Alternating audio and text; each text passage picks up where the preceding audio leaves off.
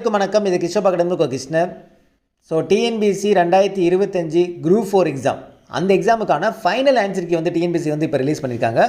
So இப்போ இந்த final answer key பார்க்கும்போது எனக்கு இந்த ஒரு டைலாக் தான் ஞாபகம் வருது. அது என்னென்னா, இந்த படத்தோட டைலாக் தான். இந்த ஒரு சீனில் ஒரு டைலாக் வரும் பார்த்தீங்களா, அது என்னென்னு உங்களுக்கே தெரியும். ஓகேங்களா, கீழே கமெண்ட் செக்ஷனில் சொல்லுங்கள்.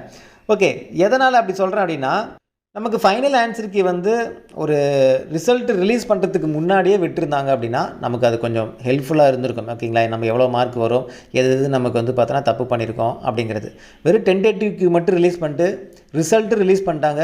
இப்போ சர்டிஃபிகேட் வெரிஃபிகேஷனே வந்து பார்த்தோன்னா முடிய போகுது. என்ன இதுக்கு முன்னாடிலாம் வந்து பார்த்தோன்னா கவுன்சிலிங் முடிஞ்சு போஸ்டிங் போயிட்டு அவன் சம்பளம்லாம் வாங்கினதுக்கப்புறம் தான் விடுவாங்க. இப்போ ஏதோ பரவாயில்ல, ஆனால் எதுவுமே வந்து வேஸ்ட்டு தான். பிஃபோராக ரிலீஸ் பண்ணணும். இதில் ரொம்ப முக்கியமான ஒரு விஷயம் என்னென்னா, அவ்வளோ கேள்விகள் வந்து பார்த்தோன்னா டிஎன்பிஎஸ்சி வந்து தப்பாக எடுத்திருக்காங்கிறது இந்த ஃபைனல் ஆன்சர் கீழே தெரியுது. இங்கே பாருங்கள், எவ்வளோ கொஸ்டின்ஸ் பாருங்கள், கிட்டத்தட்ட 10 கேள்வி கிட்ட வந்து பார்த்தோன்னா டிஎன்பிஎஸ்சி வந்து தப்பாக கேட்டிருக்காங்க. அந்த ஆல் இருக்குது பாருங்கள், இது எல்லாமே டிஎன்பிஎஸ்சி தப்பாக கேட்ட கேள்விகள். அப்புறம் ஏபிசி 3 ஆப்ஷனும் வந்து போட்டால் எது வேணால் ஆன்சர் கரெக்டு, பிசி போட்டால் கரெக்டு, சிடி போட்டால் கரெக்டு. அப்போ என்னென்னா அவங்களுக்கே இதுதான் எக்ஸாக்ட் ஆன்சர்னு சொல்ல தெரியல. இத்தனை கேள்விகள் வந்து தப்பாக எடுத்திருக்காங்க.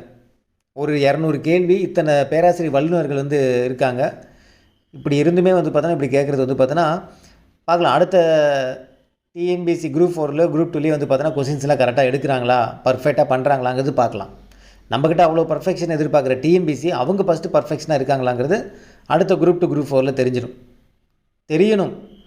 ஏன்னா இந்த அவுட் சோர்ஸுக்கு நிறைய அப்படி இப்படின்னு ரொம்ப போனதுனால தான், கண்ணா பின்னான்னு எடுத்ததுனால தான் இவ்வளோ தூரம் வந்து பார்த்தோன்னா டிஃபிகல்ட்டை வந்து ஃபேஸ் பண்ணுறாங்க. நெக்ஸ்ட் டைமும் எடுப்பாங்க, ஆனால் ரொம்ப ஓலைச்சுவடி அளவுக்கு வந்து போகாமல் இருப்பாங்கன்னு எனக்கு ஒரு ஹோப் இருக்குது.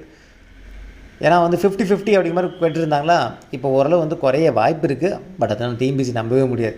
நம்ம எப்போ டிஎன்பிஎஸ்சி நம்புகிறோமோ அது நம்மளை காலவாரி விட்டோம்.